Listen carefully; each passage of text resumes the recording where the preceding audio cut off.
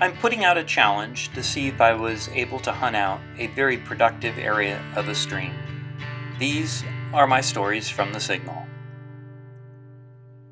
If you've seen some of my prior videos, you know I've had a hotspot I've enjoyed hunting for about the past 6 years.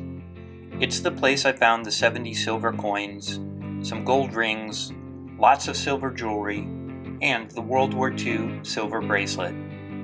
You may also have seen my video on the amount of lead sinkers I have found, most of which came from this hotspot. The question is, have I been able to find all the silver and gold this place has to offer?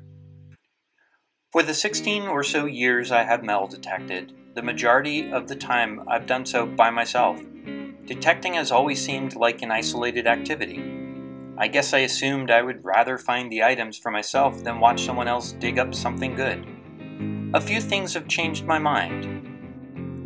For one thing, going to organized hunts. My first of which was Bones in New Hampshire in 2021, and meeting some great people there, hearing their stories, and sharing finds via videos, Facebook, and text messages. Secondly, inviting new connections to detect with me and watching them find bucket listers and build new stories. I've recently invited Billie Jean to detect with me on some permissions, and on one of those occasions she found a half dime and was only about 10 feet away from me at the time. I've never found one, but I was equally pleased that she found it as if I had. I also invited Mike and his brother to detect at an 1800s schoolhouse. We had an amazing day. Third, having obtained enough of my own bucket listers, I'm fortunate to have found some nice items over the years, and if someone were to find something good, I know I have had my share of good finds and will continue to find good stuff.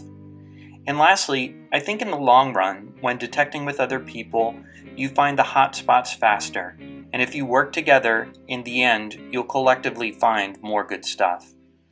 With all that in mind, I'm opening up my hotspot. With how much good stuff I've found there, I think there has to still be a few good items.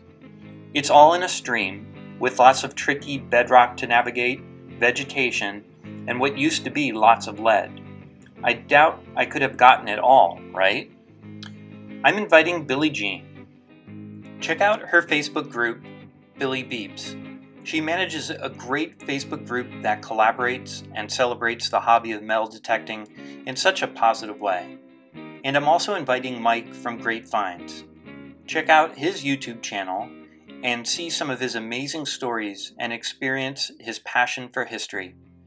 There is a chance that he'll bring a friend and YouTuber who I would be honored to detect with, but I'm not sure if that will work out. Now, the one drawback about detecting with other people is getting the personal schedules to line up with the weather and stream conditions. If it's a beautiful day for detecting, but it rained a day or two prior, the stream may be too high and murky to detect. So I'm optimistic that we can coordinate this weekend and the weather will cooperate. The challenge will be simple. The area stream is quite large where I found these items. I'll openly share with Billie Jean and Mike what I know about the activities in the stream and where I found key items. I basically want to point them in the right direction. If they choose to follow my direction is up to them. Maybe they'll stray and find something I wouldn't have otherwise. Maybe different techniques or equipment will yield new finds. I've always hit the stream with a Garrett AT Gold. I recently got a Minelab Equinox 800, so even I'll be using different equipment. I'll bring a prize, perhaps a gift card, and to the person who gets the best agreed upon find, they'll win the prize.